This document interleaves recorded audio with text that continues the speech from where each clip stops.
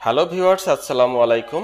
আব্দুর রাজ্জাক বলছি, digital VAT coach, VAT founder of VAT কনস্পিরি।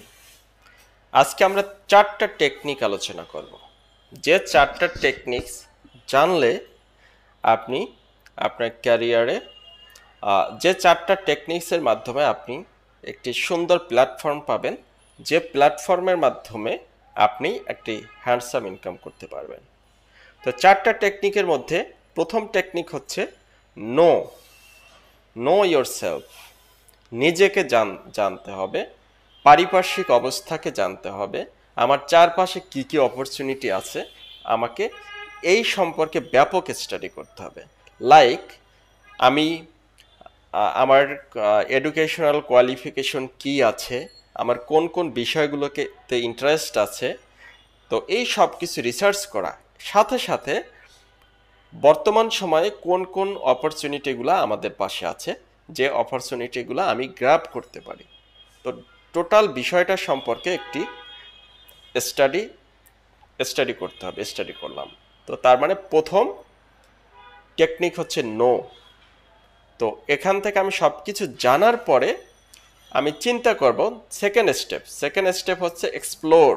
এক্সপ্লোরের ভিতরে আমাকে প্রত্যেকটা বিষয় সম্পর্কে আবার আলাদাভাবে স্টাডি করতে হবে। লাইক আমি চাচ্ছি আমার ক্যারিয়ারের পাশাপাশি একটি খুব ভালো একটা ইনকাম করতে।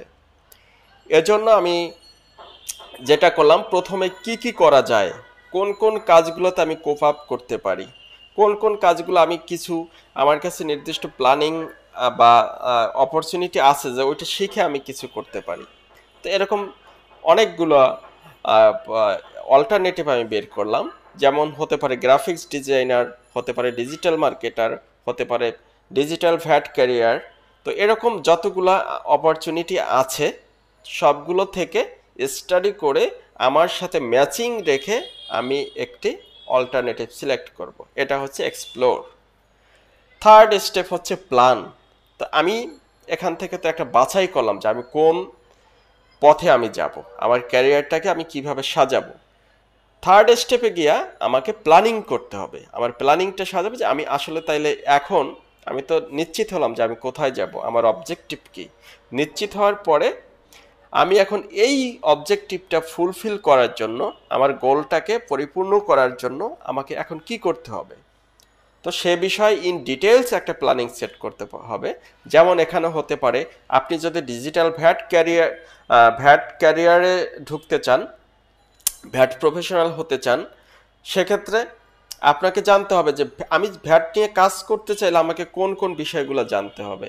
আপনি যদি গ্রাফিক্স ডিজাইনার হইতে চান, সেক্ষেত্রে আপনার গ্রাফিক্স ডিজাইনারের জন্য কোন কোন জিনিসগুলো আছে, তো সেই জিনিসগুলো জানতে হবে। আর সবচেয়ে বড় কথা, এক্সপ্লোর স্টেজে আপনাকে এটাও কিন্তু খেয়াল রাখতে হবে আপনার যে অপরচুনিটিগুলো আছে ওইগুলো প্রপারলি যাওয়ার মতো যে দূরত্ব, যে পথ অতিক্রম করতে হবে, টোটাল পথ অতিক্রম করার ক্যাপাসিটি অথবা মশলা আমরা বলতে পারি যে সব কিছু এখানে আছে কিনা, আপনি পারবেন কিনা। যেমন আমি গ্রাফিক্স ডিজাইনার হতে চাচ্ছি, তো দেখা গেল আমি কাজ শিখলাম, শেখার পর আমার কাছে আমার এর পরের যে স্টেপগুলো আছে, স্টেপ বাই স্টেপ, এক কথায় সাকসেস হওয়ার জন্য শুধু শেখাই যথেষ্ট না, সাকসেস হওয়ার জন্য যে স্টেপগুলো আছে প্রত্যেকটা স্টেপ আমি ফুলফিল করে করে যেতে পারছি কিনা। তো আমি যদি ডিজিটাল ভ্যাট ক্যারিয়ারকে পেশা হিসাবে নেই, তো সেক্ষেত্রে আমাকে ওইভাবে চিন্তা করতে হবে যে আমি এখানে স্টেপ বাই স্টেপ সব কিছু পরিপূর্ণভাবে শেখার সম্ভাবনা আছে কিনা। আমি ভ্যাট শিখলাম, এটা আমার জবের পাশাপাশি আমি করতে পারি কিনা, আমি যদি করি সেক্ষেত্রে আমার বেনিফিট কি, এটা আমার সেলফ রেসপেক্ট অথবা আমার আত্মসম্মান বোধে কতখানি প্রভাব ফেলে, আমার সমাজে কতখানি গুরুত্ব আছে, মানুষ এটাকে কোন চোখে দেখে, আমি এটা নিয়ে কতখানি স্বাচ্ছন্দ্যপূর্ণ জীবনযাপন করতে পারবো। ওকে, পরের স্টেপ, এখানে যেতে হলে আমাকে কি কি জানতে হবে, কি কি শিখতে হবে।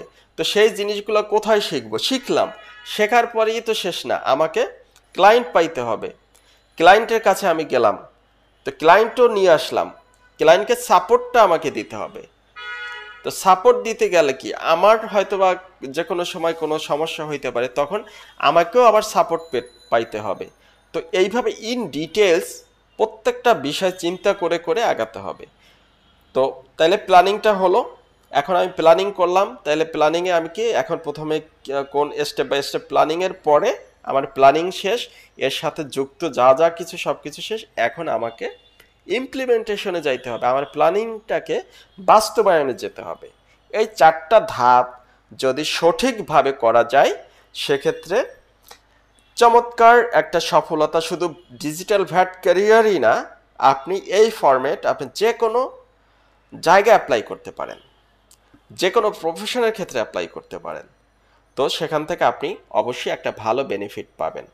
আশা করি আমার ভিডিও আপনাদের খারাপ লাগেনি।